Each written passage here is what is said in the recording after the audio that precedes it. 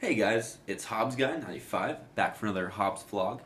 A lot of people have been coming up and asking me to make a video on sort of how Hobbes views humanity in his book, Leviathan. And specifically, they've been coming up to me and they've been asking Hobbes Guy, do you think that Hobbes has an optimistic or pessimistic view of humanity? And, I think there's kind of an obvious answer here, right, where a lot of people just say, like, oh, Hobbes thinks people are evil and have to be controlled. But, I think there's more to it. I think that's oversimplifying it. So the claim I'm here to make today is that in the original text of Leviathan, Hobbes is pessimistic about the nature of man, but optimistic about the potential of humanity.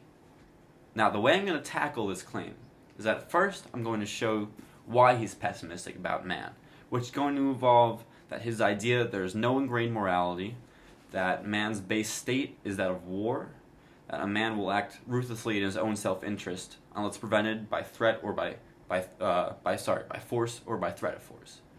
And I'm going to show why he's optimistic about humanity, which will go into Hobbes saying that men prefer peace to war, that men will work together and compromise to achieve peace, that humanity is capable of creating a commonwealth that without discord, that barring external factors, this commonwealth could last forever. And all that, I think, culminates to show that Hobbes believes that humanity is not only capable, but inclined towards everlasting peace. So let's get started.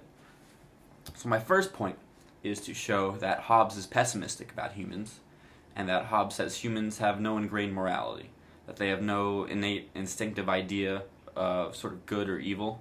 Hobbes spends a lot of the time, in the first couple chapters, saying that humans just sort of mechanically respond to stimuli with no sort of guiding spirit or moral compass.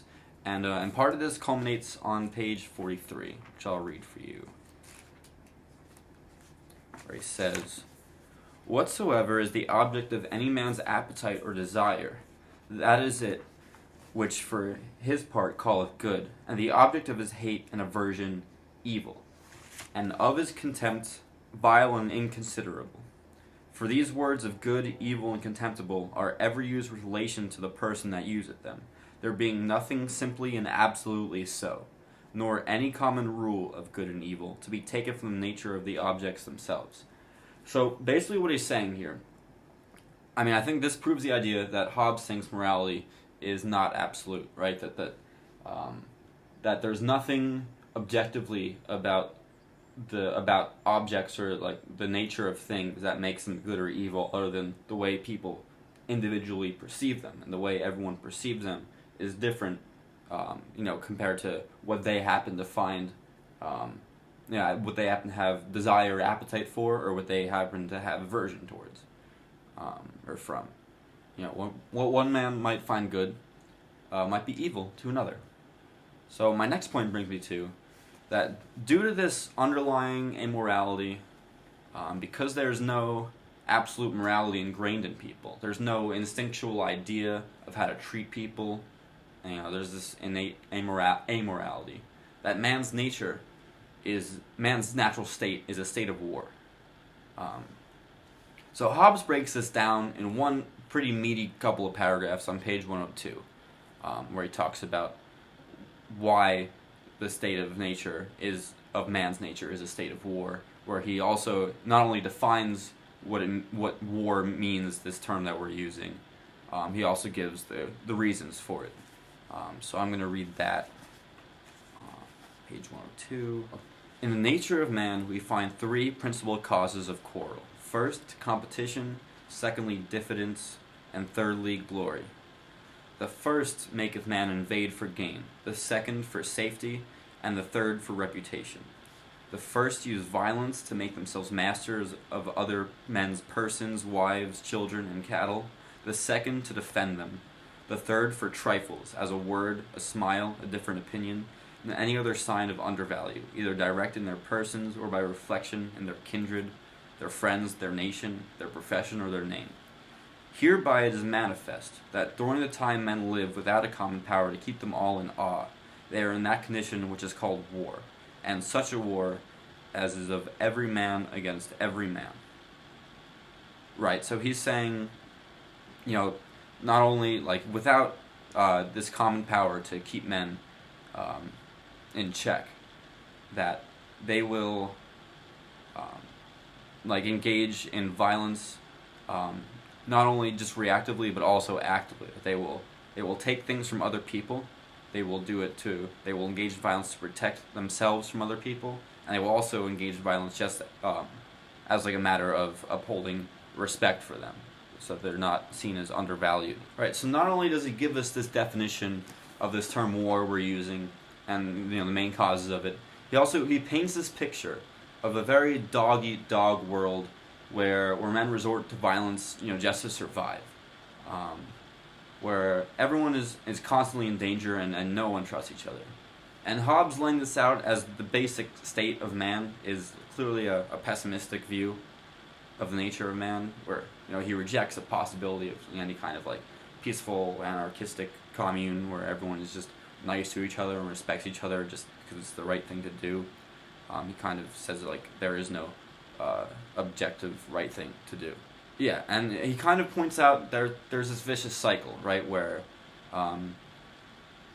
men act ruthlessly in their own self-interest, which leads to a state of war, and then because there's a state of war, men have to act ruthlessly in their own self-interest, which isn't necessarily saying that men are evil, but they're not necessarily good either.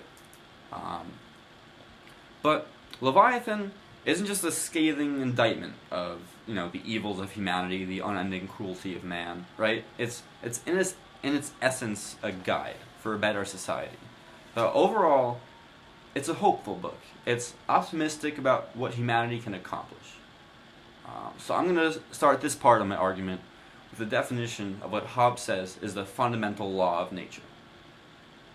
On page 105, he says, "A law of nature is a precept or general rule found out by reason, by which a man is forbidden to do that which is destructive of his life." And then, so on page 106, he reveals his fundamental law of nature, which is that every man ought to endeavor peace, as far as he hope of obtaining it, and when he cannot obtain it, that he may seek and use all helps and advantages of war. Right, so he's saying that peace is always preferable, that men would prefer to live in peace and should prefer to live in peace, but that only when it's not an option do they resort to war, and that they're kind of forced to resort to war because there is no insurance of this peace. And that brings me to my next point. Hobbes says that men can and do cooperate to achieve peace. They work together and compromise to make a better world that not only benefits themselves personally, but that benefits society as a whole. And Hobbes explains this on page 139, where he says, "The only way to erect such a common power as may be able to defend them from the invasion of foreigners and the injuries of one another, and thereby to secure them in such sort as that by their own industry and by the fruits of the earth they may nourish themselves and live contentedly, is to confer all power and strength upon one man, or upon one assembly of men, that may reduce all their wills by plurality of voices into one will, which is as much as say to appoint one man or assembly of men to bear their person, and every one to own and acknowledge himself to be the author of whatsoever he that so beareth their person shall act or cause to be acted, in those things which concern the common peace and safety, and therein to submit their wills, every one to his will, and their judgments to his judgment. This is more than consent or concord. This is a real unity of them all." Right, so he's saying that men must and will give up part of themselves. They must reduce their own wills, give up their own freedom, for the good of themselves and for everyone. And, this isn't posited as a strange, outlandish idea, right? This is what government is. This happens everywhere, all the time. So I think that points to a pretty optimistic view of humanity. You can say that men would only submit to a common power for personal gain, and which is kind of what Hobbes is saying, that so just to make so that they are personally secure, not because it's the right thing to do. And while that's true, and their intent still lies in the realm of a sort of a pessimistic view of the nature of man, the result of their intent points to something hopeful. It points to cooperation and peace, regardless of their intent. And so Hobbes believes that men can work together to not only achieve peace, but to achieve a lasting peace. I mean, the whole second book of Leviathan, functions as a guide to establishing a commonwealth that minimalizes discord. He goes step by step, laying down rule after rule, to help humanity establish what Hobbes views as an ideal society.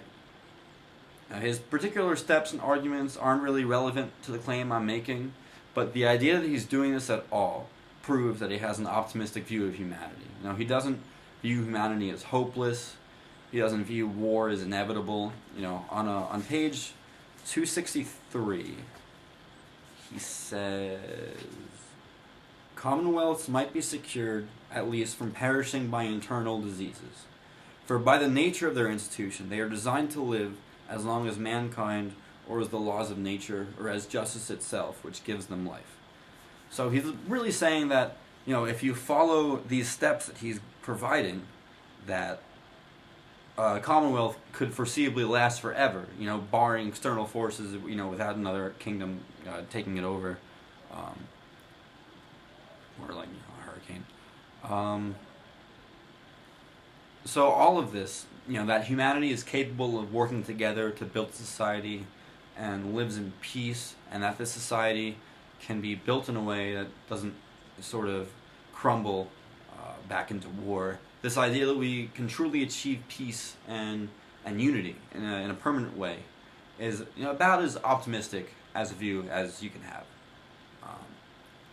And you may say that Hobbes doesn't seem that optimistic, that he devotes that entire chapter I just read from is called "Of the Things That Weaken or Tend to Dissolution of a Commonwealth." Right?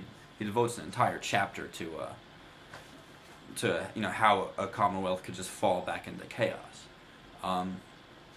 But it becomes clear that that's in order to prevent a commonwealth from falling into chaos. And I think that the fact that this work exists at all proves that Hobbes didn't think it was futile to aspire to the perfect security of peace. Right? That Hobbes thinks that we can, that like this is possible, right? He isn't just writing this off or just saying like this is how it it would be. He's saying like this is how it could be. Which kind of brings me to this final dilemma to think about, is that if human beings are capable of achieving everlasting peace, right? Of compromising themselves to live in perfect unity without any bedrock sense of morality, without knowing in their heart the difference between good and evil, but instead have to be told by some unimpeachable power what is good and what is evil, what is right and what is wrong. Is that actually a moral society? Is it actually a good society if we're just animals? Is this all still worth it? And for the answer, come back next week. Check back every Wednesday, 5 p.m. for my next upload. Hit subscribe in the corner if you like what you see. Make sure to tell your friends, like and share. I do it all for you guys. Thanks for watching. HobbesGuy95.